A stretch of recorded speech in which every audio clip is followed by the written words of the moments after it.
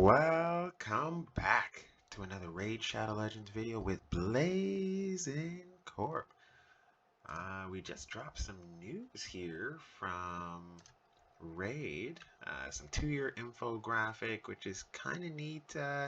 There, I just watched it and it said Shaman is the most played epic. I literally heard nothing there. I was like, oh man, that's crazy. There. But obviously, there's different regions. Asia being the most played region, they have something like crazy amount of millions of people playing there, and yeah, they must have found a use for Shaman there in other parts of the world. Or, as I was looking, it says there's not that many people at the top. So you got your super ultra rares, which there are less than 400 super ultra rare whales.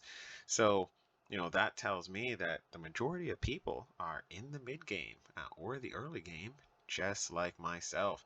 So that's why you should like and subscribe to my videos here. Now we just got a new update, new Doom Tower rotation, clan improvements, and whatnot here.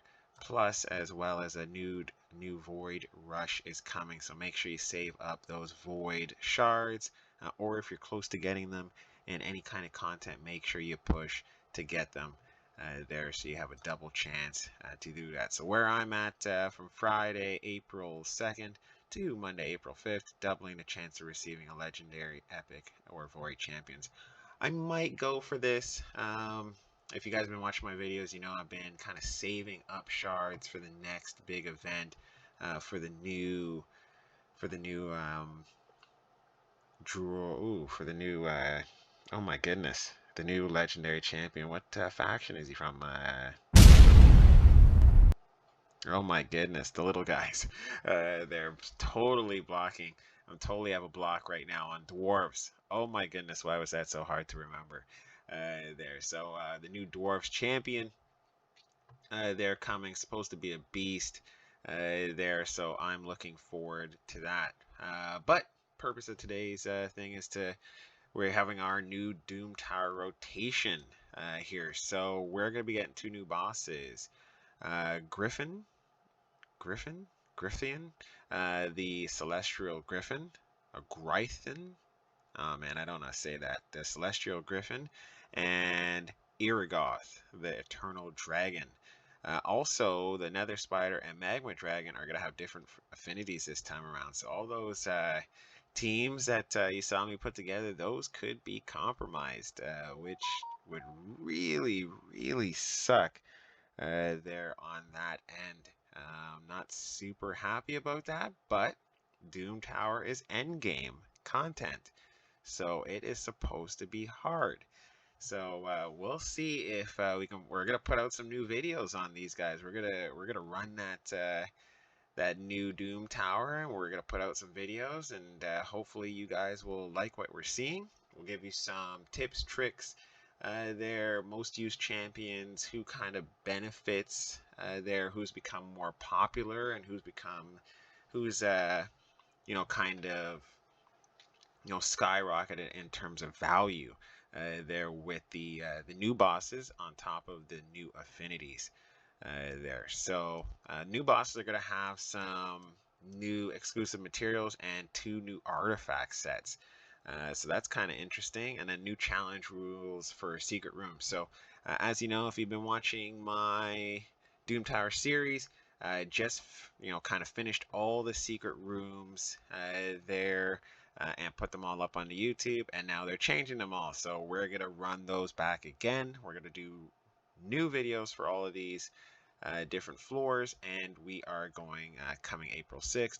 We'll bang them out, and I guess it'll be 1 per day. So we'll have 1 secret room and 1 boss per day if I can beat the bosses this time around. So that should be interesting.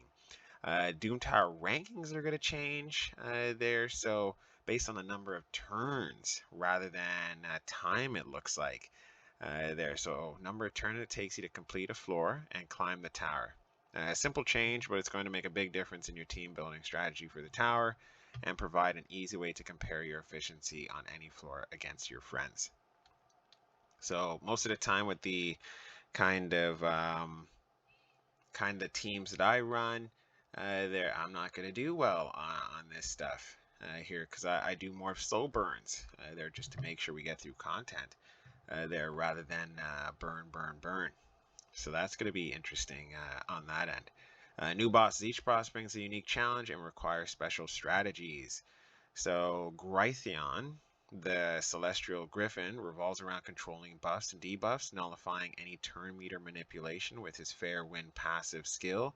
He will also get a stack of his own unique buff every turn he gets, Skybond. This increases the griffin's attack, crit rate, crit damage, and speed. That's insane. The Griffin will also ignore shield, block damage, and unkillable buffs once he has 10 or more Skybound stacks. That's insane. So essentially, they're saying you got to kill this guy before he takes his 10th turn here. Otherwise, he's going to wreck you. So he's a small version there of the clan boss.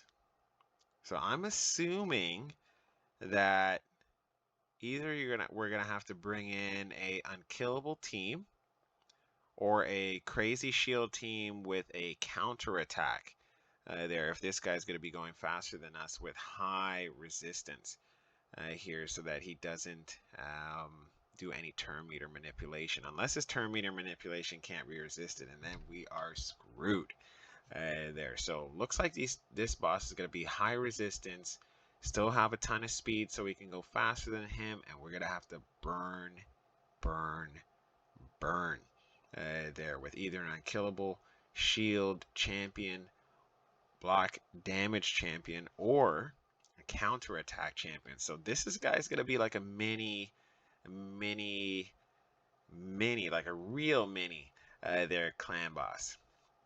Now Iragoth, the Eternal Dragon, will fight alongside her minions, the Eternal Guards and Eternal Priest. This boss is focused on denying your team the ability to use their active skills and punishing them whenever the skills are either on cooldown or otherwise unavailable. So yeah, the Eternal Dragon also has her own special buff, Eternal Rage, that boosts her speed and causes her to ignore unkillable, block damage, and shield buffs while also ignoring 50% of the target's defense when attacking. Both of these bosses will provide a big challenge. Oh man, yeah, that's insane. So basically, if we have anything on cooldown when it's her turn, we're going to get wrecked because she's going to have that Eternal Range that boosts her speed and then causes her to ignore all these buffs. So basically, kind of the opposite team you're going to have to use for the dragon than you'll use for the Celestial Griffin here. That is going to be super interesting there. But from what I've read, I think killing the Eternal Priest actually resets all your skills. So you kind of want to do that right before Iragoth takes her turn there. So that way you're fully ready to go, and she doesn't get her Eternal Rage buff. So basically, my thought is that you're gonna have to bring champions to take care of Eternal Priest consistently there, and then basically you're gonna have to do like a damage over time type thing for Eternal Dragon. So most likely poisons or HP burn, which they might be. Yeah, it might not be the way to go if that doesn't work on them. Might just be good old-fashioned AoE damage and just a slow burn, which is my kind of level there. If you guys know me as a mid gamer, I'm all about that slow burn there, and then keeping my people alive there. So it's kind of going to be an eternal team versus the Eternal Dragon there. That should be a good match there. I really wonder who's going to come out being MVP. Now, obviously, these guys are going to come with, once we beat them, the Griffin's going to drop Griffin Feathers, and the Dragon's going to drop Dragon Bones that you can use to craft the Guardian set using the Griffin Feathers or Bloodthirst. They're using the Dragon Bones. So Guardian set's going to be basically they're going to absorb 10% of damage dealt from all ally champions.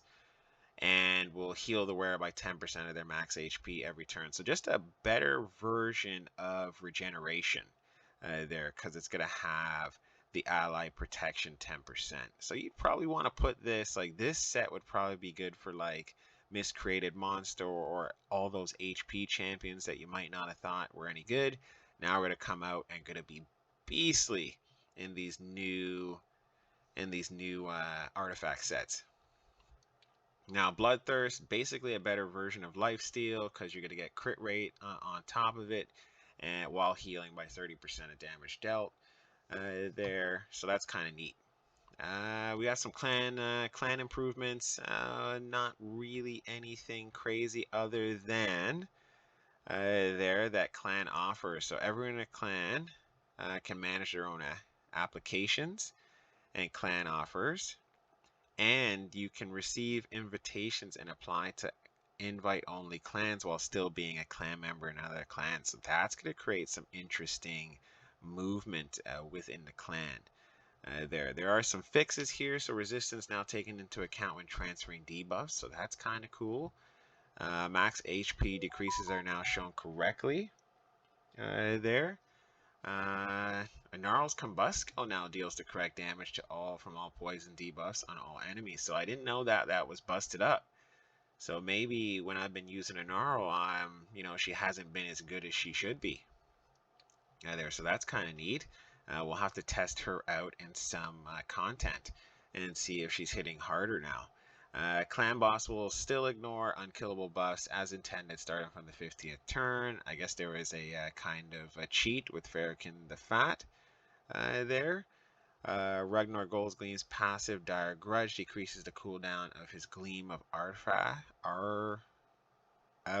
Avarice skill correctly when he uses his Gold Mad Frenzy skill. So that's kind of neat. I didn't know that was not working there. So I've got two potential people who have been buffed here right now. So that's kind of neat. We'll have to test those both out.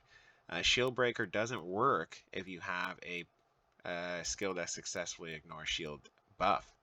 So that's kind of interesting. Volgoth's passive skill, Eerie Presence, doesn't place a leech debuff if the damage is taken from an ally, such as from Farrakhan the Fat's body block passive skill. Fixed the interaction between Lyssandra's Transference skill and Madame Ceres Witch Grace passive skill that causes Lyssandra's to transfer a fear debuff when she wasn't supposed to. Bug that caused a Nether Spider to not repeat her Envenom Strand skill when under an ally protection buff has been fixed, now works as intended. So Nether Spider just got a buff, I guess. Rotos the Lost Groom, Spurn Oblivion passive skill now decreases damage correctly when an enemy dies between the attacks. Okay, so just a visual bug on the Frozen Spider. Renegade Sacrificial Ritual skill will decrease the cooldown of all ally skill first before damaging her equal to 30% of her max HP. Oh yeah, I guess if she like killed herself by using that, then it wouldn't decrease the cooldown, I guess. So that was interesting. Shield buff icons now display correctly in battle, so that's cool. Shield buff icons now display correctly in battle. Does that mean they fixed Miscreant Monster there? Being able to put on his shield on top of his shield. Maneater's Ancient Blood skill now causes him to receive damage equal to 5% max HP for each living ally as intended. Gentoro will now use Omni's Rage skill on Clan Boss when not on cooldown. So that's kind of neat. There. Dungeon Challenge and Error. Okay. Alright, so cool. There's been some pretty interesting stuff here that's happened. We learned a lot from the raid 2-year infographic video. As in North America is kind of third on the list. It's Europe and Asia being the top two, or Asia and Europe being the top two. There with a ridiculous amount of players playing.